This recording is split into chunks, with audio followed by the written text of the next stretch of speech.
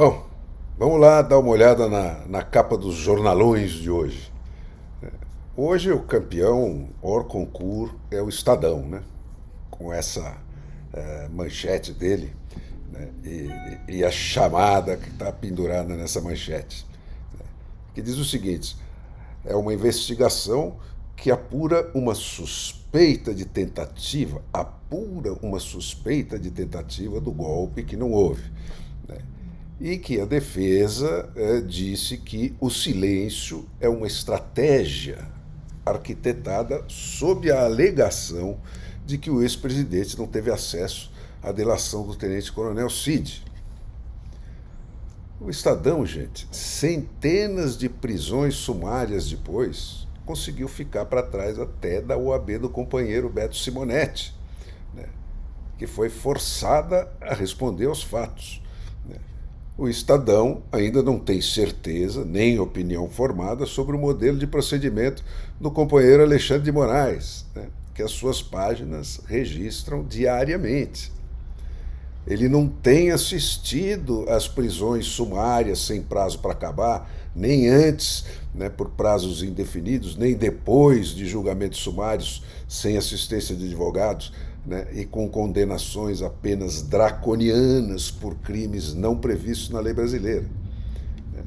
O Estadão não tem nem acesso às reiteradas negativas do Stalin, do nosso Lula, né, de recusar informar os acusados quais são as acusações que ele assaca contra eles.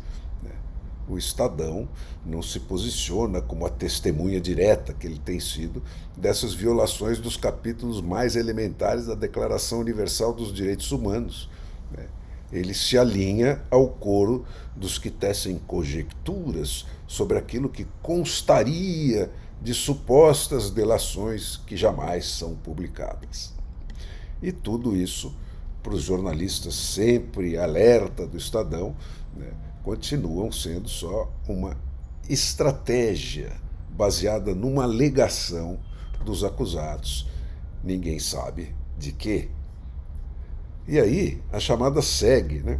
E eu passo a ler, preenchendo as lacunas aí que ela deliberadamente deixou em branco. 3 generais, um almirante e outras 19 pessoas declaradas suspeitas de integrar uma organização criminosa pelos acusados e condenados pelas 3 instâncias do falecido Poder Judiciário brasileiro abaixo do STF por concretamente integrar uma organização criminosa que perpetrou contra o Brasil aquilo que o Banco Mundial definiu como o maior assalto a uma população nacional de todos os tempos. Esses generais e essas outras 19 pessoas foram intimadas a depor aquela outra organização, né, que revogou o sistema dos 3 poderes no Brasil para declarar desacontecidos, né, os fatos que levaram os integrantes da organização criminosa transitada em julgado e condenada a cumprir penas na cadeia. Quer dizer, vá lá um amador qualquer transitar pelo tortuoso videogame intelectual em que se transformou essa trágica comédia política brasileira. E aí, gente, tem o Valor, né? O Valor é hoje o jornal que mais me diverte pela justeza com que ele avalia a inteligência da elite econômica brasileira, que é o público ao qual ela se dirige. Vejam essa chamada aqui, por exemplo. Ela informa, né, que a posse do comunista, graças a Deus, Flávio Dino, no STF, né, onde ele passa a ter assento garantido até 2043, atraiu, vejam bem a palavra, atraiu políticos de várias correntes e teve a presença expressiva de convidados de diferentes ideologias políticas, né, que não se cansaram de aplaudi-lo. Então, algum desavisado, né, que passasse por essa matéria poderia acreditar na sugestão do jornal de que o que ele está relatando foi um movimento espontâneo, né?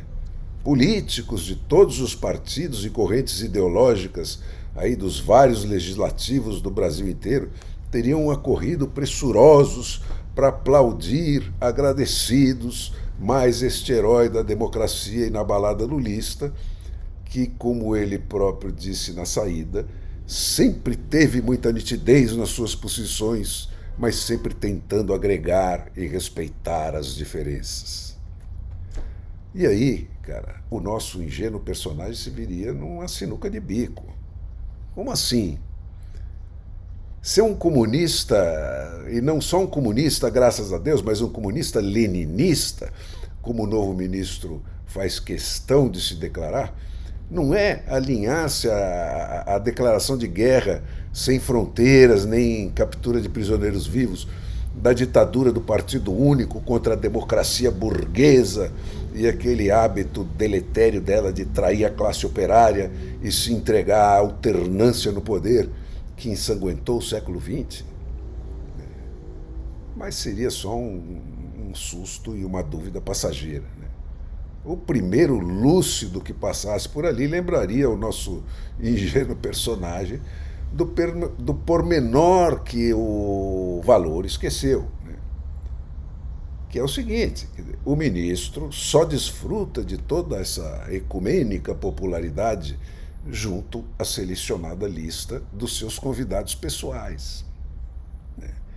Quem aplaudia o novo potentado aí do Poder Supremo do Brasil, em estado de graça, como atesta a foto da capa da Folha, que sintetiza com precisão toda a ocasião e o seu sentido no melhor padrão de fotojornalismo, era essa galerinha que aparece aí.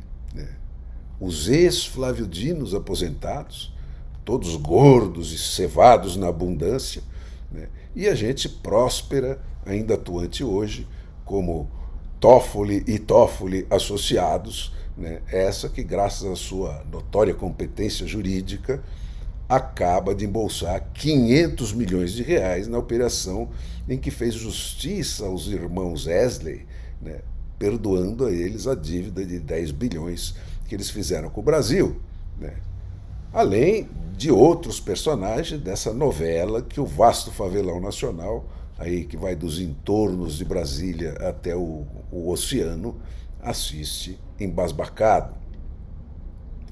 E logo, então, gente, o nosso ingênuo personagem imaginário poderia se reconciliar com o seu senso crítico, porque, posto diante da história, tanto esse evento quanto as declarações do principal protagonista dele só comprovam uma coisa: que a imprensa brasileira de hoje mente delirante e completamente, não só a cada letra que ela imprime, mas também nas entrelinhas que ela pretende deixar subentendidas.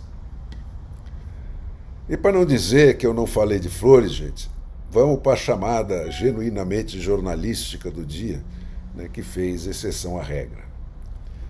É essa aqui também do Valor.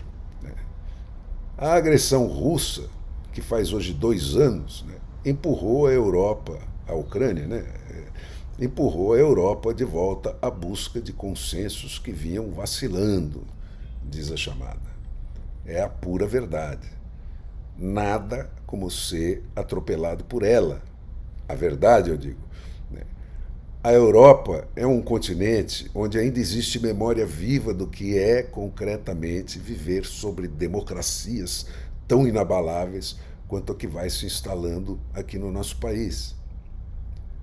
Todos os vizinhos e muitos vizinhos dos vizinhos do último país europeu, reinvadido pelo produto deformado daquela Rússia que viveu 3 ou 4 gerações sob um regime de terror de Estado, tem pais, tem avós, tem até filhos ainda, que foram mortos ou que foram moralmente mutilados de forma irreversível, por uma democracia tão inabalável quanto a que promete garantir para o Brasil essa troika Lula da Silva, Flávio Dino e Alexandre de Moraes, e o resto daqueles peixinhos que vivem lá das migalhas que sobram dos banquetes deles. Sob acusações, diz a chamada do Valor ainda, a Rússia também teve de buscar novos alinhamentos. Também é verdade. Ela e o mundo. E a maior aquisição do lado bandido do mundo é esse Brasil, que, como caminha pela história sempre com no mínimo um século de atraso, resolveu aderir agora a união dos párias do mundo, né, para entrar de livre e espontânea vontade no universo de terror a que essa Europa, que é gato escaldado, se recusa terminantemente a voltar. Não é mesmo a coisa mais inteligente a fazer nessa boca do terceiro milênio, gente? E vamos lá, gente. Domingo na Paulista, porque se essa manifestação não for monstro, indiscutivelmente monstro, ela pode ser a última.